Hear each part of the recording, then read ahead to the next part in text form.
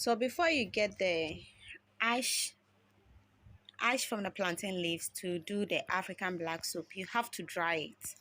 So I have already dried my plantain leaves and I have set fire on it.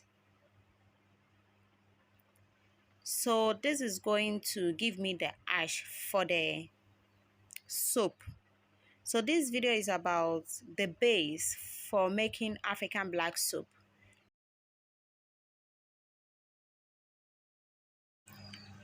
So this is the ash that we are looking for.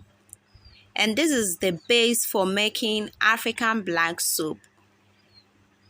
So watch the full video on how to make African black soap at home. Okay, thank you and take care.